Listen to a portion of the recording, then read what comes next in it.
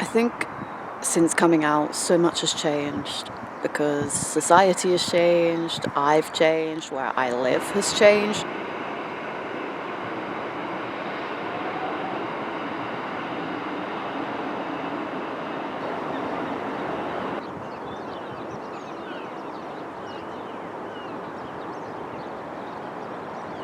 And also the fact that I went from basically living inside for years and years and years, and now I'm fully part of a community, which makes such a massive difference when you're around people all the time who feel and connect with the world in the same way, especially when it's an artistic way as well.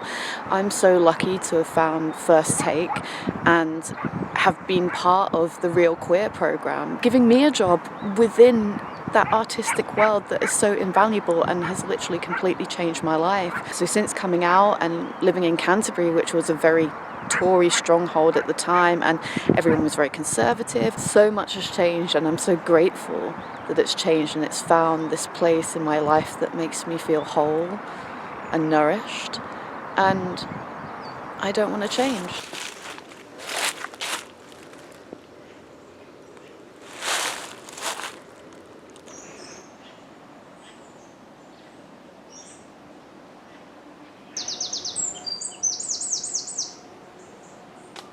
And sometimes I feel like the journey to come back from being lesbian to bisexual was such a bigger journey for me, because it meant going back and saying, actually, I made a mistake and this is who I am. The same with my gender journey in a way. I felt like it took a lot more deeper courage, and maybe it was because I was older and I felt like I should have discovered these things when I'm younger. But the truth is, sexuality and gender are fluid, and these fixed boxes are what's toxic. People should be free to explore who they are throughout the entirety of their life, and this should be normal. And as soon as I discovered this about myself, I felt instantly free. Looking through the glass to another world sent a shiver down my spine.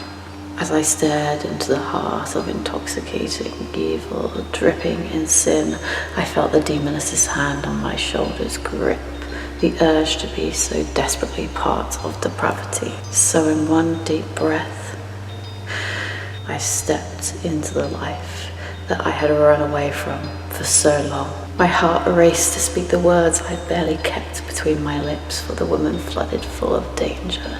A danger that electrified the neurons in my brain, an addiction to pleasure so in blasphemy.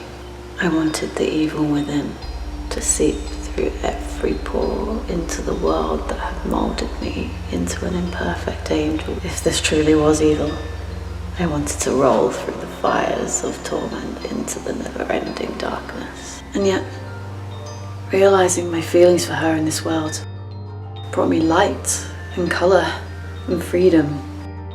So how can this be true when my soul is so wicked? So take me. So it's too late. The demons have me in their thrall. I do not plead for mercy, only to drag me deeper into their lair. Deeper to the layers I did not know existed, where sexuality flows next to all of humanity, dancing in delicious joy for the rest of eternity.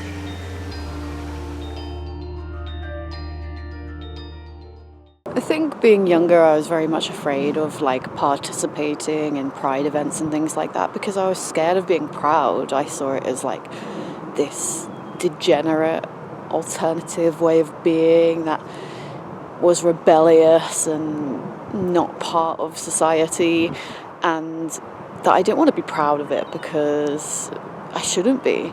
So it took me a really long time to actually come around to going to pride events.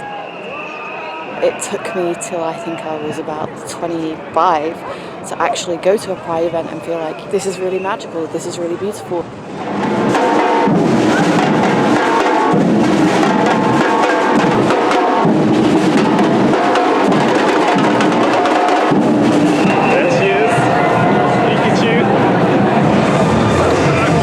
And since then it's been such an important part of my life to make that stand and say, we are here and this is our magic. Trying to do some leafleting. I feel like a dad. Yeah. shout about how we need equal rights and we need to be heard and just feel home is so amazing, and I'm so glad I finally came around to accepting it as part of who I am, because I think it's normal to accept being gay, but it's not necessarily normal to be prideful about it, and that's the important thing. Be proud. Hi. There's bubbles! There's a bubbles!